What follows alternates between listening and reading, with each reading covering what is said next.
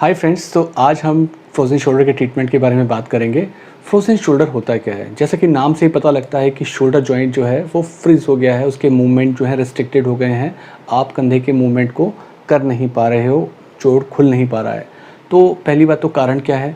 कारण होता है कि अगर जो डायबिटिक लोग होते हैं या जिनको कोई कंधे में चोट लग जाती है, वो लंबे समय तक अपना हाथ स्लिंग में डाल के रखते हैं किसी चोट की वजह से या किसी और कारण से, जैसे स्ट्रोक हो जाता है, उसके बाद भी लोग अपने जॉइंट को चलाते नहीं हैं तो वो जाम हो जाता है पैरालिसिस के पेशेंट के अंदर, या लंबे समय तक आप उस जॉइंट को रेस्ट दे रहे हो। कई बार कोई आसपास पेनफुल लिम्फ नोड या कोई और ऐसी प्रॉब्लम होती है जो शोल्डर के आसपास की होती है, जिसमें डर की वजह से आप शोल्डर जॉइंट को मोबिलाइज नहीं करते हो, तो वहाँ पे शोल्डर जॉइंट चिपक जाता है। होता क्या है कि वहाँ पे कुछ माइन्यूट ब्लड वेसल्स डेवलप हो जाती हैं, जिनसे एक चिपचिपा सा फ्लूइड जो कोलेजन होता है वो डिस्चार्ज होता है और वो उस जोड़ को चिपका लेता है।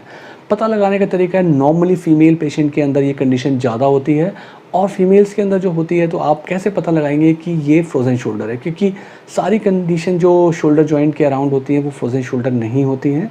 तो restriction off shoulder joint movement और उसके साथ साथ पेन का होना इसकी तरफ डायग्नोस करने की तरफ हमारे लिए हेल्पफुल होता है। जैसे कि आपने शोल्डर जॉइंट के सबसे पहले मूवमेंट एक्सटर्नल रोटेशन देखा, ये मूवमेंट एक्सटर्नल रोटेशन है।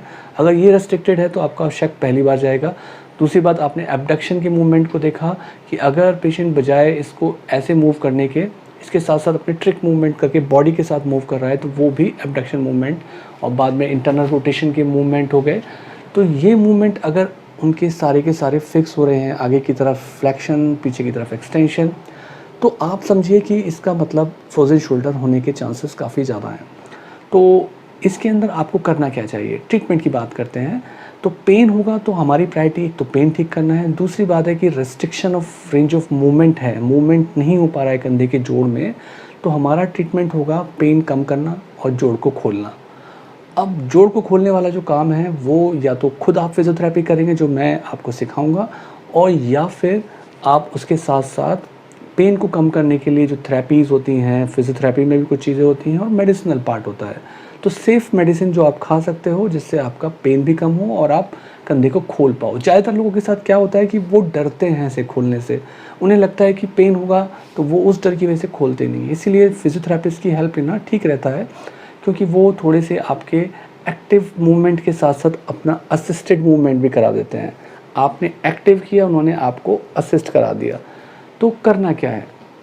फिज़ियोथेरेपिस्ट के पास 2 तरीके के ट्रीटमेंट होते हैं। एक, वो आपको पेन को कम करने के लिए कुछ थेरेपी या फॉर्मेंटेशन या सिकाई देते हैं, जिसे हम अल्ट्रासोनिक या लेज़र बोलते हैं।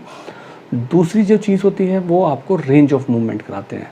शोल्डर जॉइंट के नेचुरल मूवमेंट होते हैं कि आप एब्डक्शन के मूवमेंट कराते हो, एडक्शन के मूवमेंट कराते हो, फ्लेक्शन के मूवमेंट, एक्सटेंशन के मूवमेंट, रोटेशन के मूवमेंट, तो ये सारे मूवमेंट खोलने होते हैं।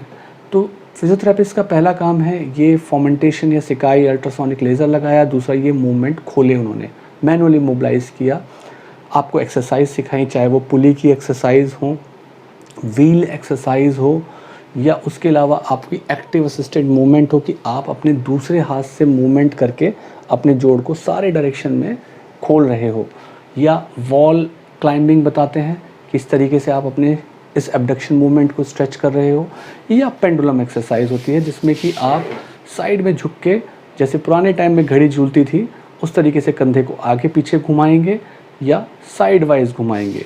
तो पेंडुलम की तरह आपके हाथ के मूवमेंट होंगे, आगे की तरफ थोड़ा सा झुकना होता है और फ्री फ्लो में इस जोड़ को मूव करना होता है। उसी के साथ साथ रोटेशन। कई बार पेन इतना ज़्यादा होता है कि पेन किलर देने, फिज़ियोथेरेपी करने और उस सब चीज़ के करने के बाद भी आराम नहीं मिलता है, या पेशेंट के कुछ कॉन्ट्राइंडिकेशंस होते हैं पेन किलर और थेरेपी के लिए। तो एक और तरीका होता है कि हम पेशेंट को पूरा बेहोश करके एनेस्थीसिया के अंडर, उसके अंदर शोल्डर जॉइंट को खोल देते हैं। उसे बोलते हैं मोबिलाइजेशन अंडर एनेस्थीसिया। एक ही बार में पूरा जोड़ खुल जाता है।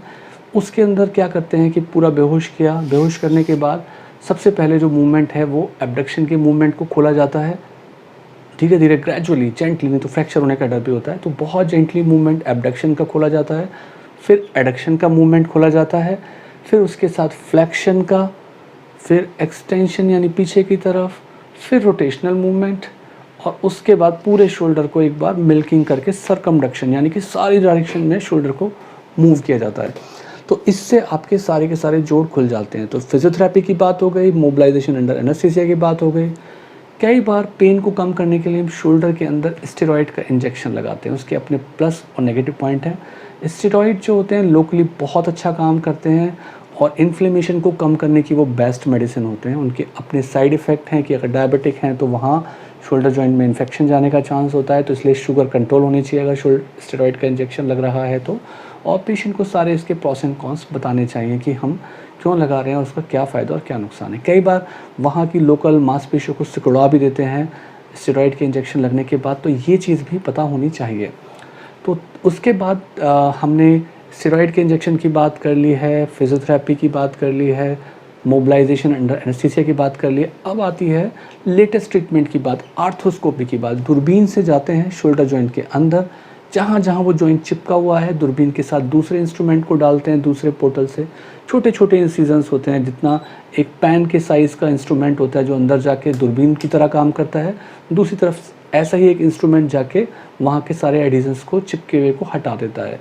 तो ये भी वन टाइम वाला काम है, आपको लंबी फिजियोथेरेपी और वो नहीं करानी पड़ेगी और एक ही बार में ये चीज़ हो जाएगी। तो ये जो चीज़ें हैं ये आपकी इसके बारे में हैं।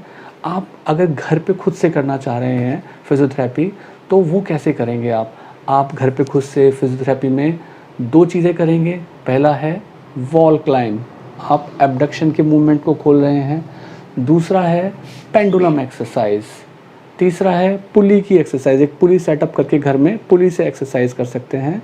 जो नॉर्मल साइड है उससे पुश करेंगे तो आपका दूसरा साइड ऊपर की तरफ चला जाएगा, फिर दूसरी साइड को नीचे लाएंगे, फिर उसे ऊपर पुल करेंगे। ऐसे ही टॉवल की एक्सरसाइजेज होती हैं जिससे आप अपने जोड़ को खोलते हैं। आप अपने आप को असिस्ट करके मूवमेंट खोल सकते हैं। डायरेक्शंस मैंने आपको पहले ही बता दिए, कौन कौन से जोड़ को किस तरीके से खोला जाता है। तो ये काम आप घर पे भी कर सकते हैं। याद रखिए कि थोड़ा पेन होगा क्योंकि जॉइंट चिपका हुआ है। जब वो चिपका हुआ जॉइंट खुल जाएगा तो हमारी पहली प्रायोरिटी पूरी हो रही है कि हमारा जोड़ रेंज ऑफ मोशन खुल रहा है। दूसरी प्रायोरिटी पेन की कम करने की होती है। आप जेल लगा सकते हैं, हॉट पैक लगा सकते हैं, आइस लगा सकते हैं। आइस को पॉलीथीन में रैप करके 10 मिनट के लिए लगा सकते हैं, उससे भी पेन कम होगा। माइल्ड पेन किलर ले सकते हैं जो कि खाई जा सकती हैं। कई सारी मेडिसिन होती हैं जो मिनिमम साइड इफ़ेक्ट के साथ लंबे ड्यूरेशन तक खाई जा सकती हैं, वो अपने डॉक्टर की सलाह से उसको भी आप खा सकते हैं क्योंकि उसकी ज़रूरत पड़ती है। जब आप जॉइंट को खोलेंगे तो पेन होगा, इसीलिए फिजियोथेरेपिस्ट उसमें अल्ट्रासोनिक और लेज़र यूज़ करते हैं साथ साथ, ताकि आपको आराम मिले। हॉट पैक से भी उतना ही आराम मिलेगा, आइस से भी उतना ही अच्छा आराम मिलेगा। तो आप बिना फिजियोथेरेपिस्ट की सलाह के भी शुरुआती दौर में अपने आप को कर सकते हैं। जब भी आपको लगे कि अब ये आपसे नहीं हो पा रहा है तब आप डॉक्टर की सलाह लें, फिजियोथेरेपिस्ट की सलाह लें। सो आई थिंक कि ट्रीटमेंट के बारे में एक वीडियो आपको पसंद आया होगा। Please like and subscribe life care. Thank you.